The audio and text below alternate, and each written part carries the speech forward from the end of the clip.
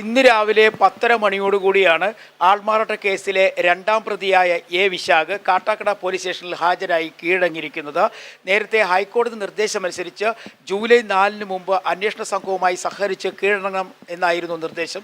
അതിൻ്റെ അടിസ്ഥാനത്തിലാണ് വിശാഖ് ഇപ്പോൾ കാട്ടാക്കട പോലീസ് സ്റ്റേഷനിൽ കീഴടങ്ങിയിരിക്കുന്നത്. ഇത് കേസിലെ രണ്ടാം പ്രതിയാണ്. കേസിലെ ഒന്നാം പ്രതിയായ കാട്ടാക്കട ക്രിസ്ത്യൻ കോളേജിലെ മുനിസിപ്പൽ GJ ഷൈജു ഇതുവരെയായും പോലീസിന് മുമ്പിൽ ഹാജരായിട്ടില്ല.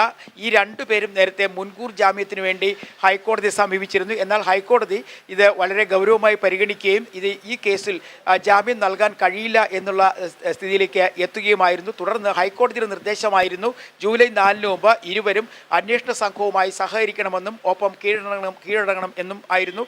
അതേ തുടർന്ന് ഇന്ന് അവസാന ദിവസമായിരുന്നു. ഇതിൻ്റെ അടിസ്ഥാനത്തിലാണ് ഇന്ന് 10:30 മണിയോടുകൂടി എ വിശാഖ് എന്ന് പറയുന്ന കേസിലെ രണ്ടാം പ്രതി ഹാജരായിരിക്കുന്നത്. പ്രധാനമായും 3 കുറ്റങ്ങളാണ് ഇവർക്കെതിരെ ഉള്ളത്.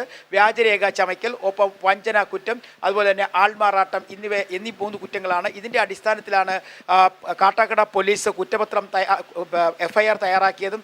എന്നാൽ FIR ആദ്യം തയ്യാറാക്കിയപ്പോഴേക്കും അതിനകത്ത് ക്രമക്കേടുകളുണ്ടായി. ഇത് വലിയ വിവാദങ്ങൾക്ക് വഴിവെക്കുകയും ചെയ്തു. കാരണം 24 വയസ്സിന് മുകളിൽ പ്രായമുള്ള വിശാഖിൻ്റെ പ്രായം രേഖപ്പെടുത്തിയത് തെറ്റായിരുന്നു. ഇതിനെ ചൊല്ലി വലിയ വിവാദങ്ങളുണ്ടായി. നിലവിലെ സാഹചര്യത്തിൽ ഇപ്പോൾ വിശാഖിനെ കാട്ടാക്കട പോലീസ് ചോദ്യം ചെയ്ത് വരികയാണ്. കേസിനാസ്പദമായ സംഭവം ഇങ്ങനെയാണ്.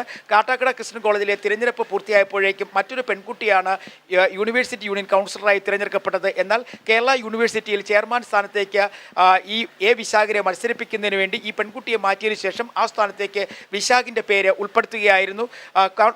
കേരള സർവകലാശാല നിയമമനുസരിച്ച് 22 വയസ്സാണ് മത്സരിക്കാനുള്ള പരിധി. വിശാഖിന് 24 വയസ്സുണ്ട്.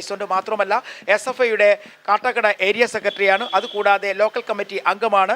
ഇത്തരത്തിൽ ഒരു പ്രാദേശികമായ രാഷ്ട്രീയ സപ്പോർട്ടോടു കൂടിയാണ് വിശാഖ് ഈ ലിസ്റ്റിലേക്ക് കടന്നുകൂടുന്നതും. ഈ ലിസ്റ്റിൽ അല്ലെങ്കിൽ യൂണിവേഴ്സിറ്റി യൂണിയൻ കൗൺസിലറായി ആൾമാറാട്ടം നടത്തുന്നതിന് വേണ്ടി സാഹചര്യം ഒരുക്കി കൊടുത്തത് അവിടുത്തെ പ്രിൻസിപ്പളാണ്. അതുകൊണ്ട് പ്രിൻസിപ്പൾ ഒന്നാം പ്രതിയാക്കിയുമായിരുന്നു FIR തയ്യാറാക്കിയത്. ഇതിൻ്റെ അടിസ്ഥാനത്തിൽ കേസന്വേഷണം പുരോഗമിക്കുന്നതിനിടയിൽ ഇരുവരും ഹൈക്കോടതിയെ സമീപിച്ചു. ആദ്യഘട്ടത്തിൽ അറസ്റ്റ് ഒഴിവാക്കണമെന്നായിരുന്നു. എന്നാൽ അറസ്റ്റ് ഒഴിവാക്കുന്നത് കുറച്ച് നാളത്തേക്ക് നീട്ടിക്കൊടുത്തു.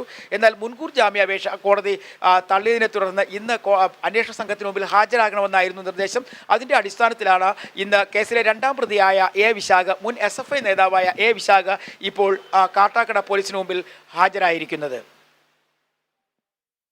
കാട്ടാക്കട ക്രിസ്ത്യൻ കോളേജ് ആൾമാറാട്ട കേസിലെ രണ്ടാം പ്രതി അറസ്റ്റിലായിരിക്കുന്നു. രണ്ടാം പ്രതി വിശാഖാണ് അറസ്റ്റിലായിരിക്കുന്നത്. മുൻ SFI നേതാവ് കൂടിയാണ് വിശാഖ്. ഒന്നാം പ്രതി ഇതുവരെ ഹാജരായിട്ടില്ല. വിവരങ്ങളാണ് തിരുവനന്തപുരത്തു നിന്നും ബിനോയ് നൽകിയത്.